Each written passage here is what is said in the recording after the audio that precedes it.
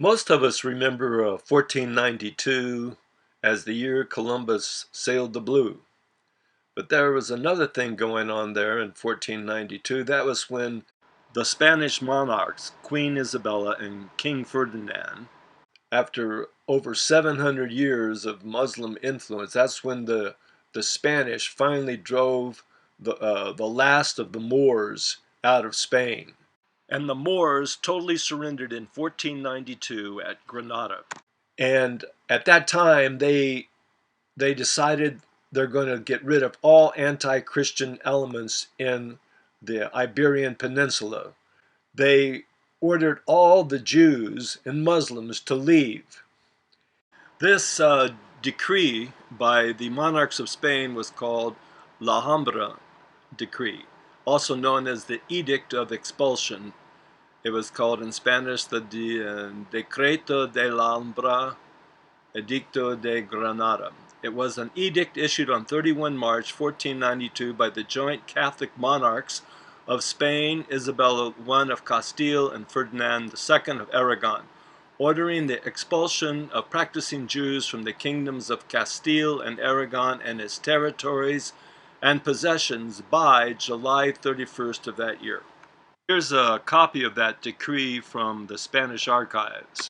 And now this was pretty bad news for these Jews because they had come in with the Moors and had become the great merchants during the Moorish invasion.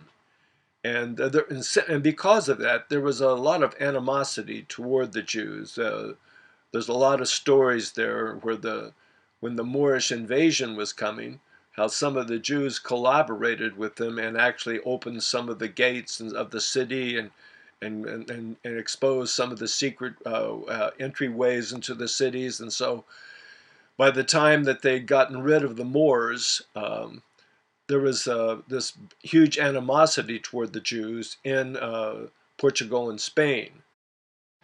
Well, the chief rabbi in Spain at that time was a guy named Chamor, and he had seen what was the handwriting on the wall, so to speak, and they had sent letters off to what they called the Grand Sanhedrin over there in Istanbul, in Constantinople, and asking these rabbis, well, what are we going to do? What are we going to do?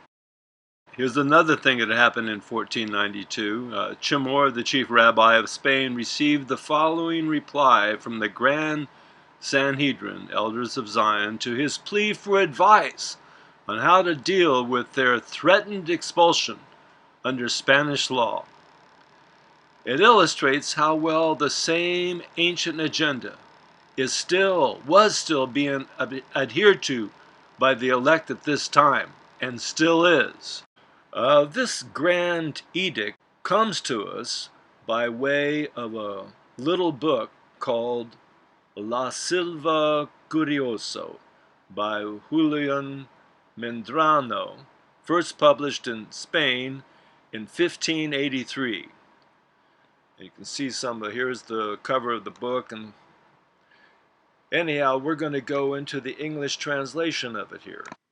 Beloved brethren in Moses, we have received your letter in which you tell us of the anxieties and misfortunes which you are enduring.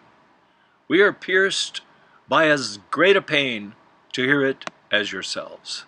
The advice of the grand satraps and the rabbis is as following. 1. As far as what you say that the King of Spain obliges you to become Christians, do it, since you cannot do otherwise. 2.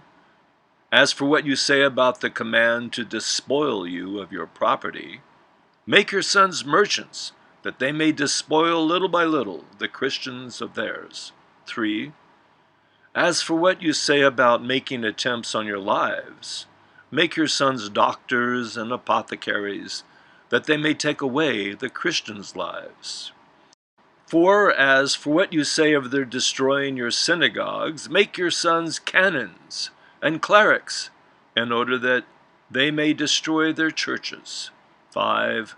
As for the other vexations you complain of, arrange that your sons become advocates and lawyers, and see they always mix in affairs of state, that by putting Christians under your yoke, you may dominate the world and be avenged on them. 6. Do not swerve from this order that we give you, because you will find by experience that, humiliated as you are, you will reach the actuality of power.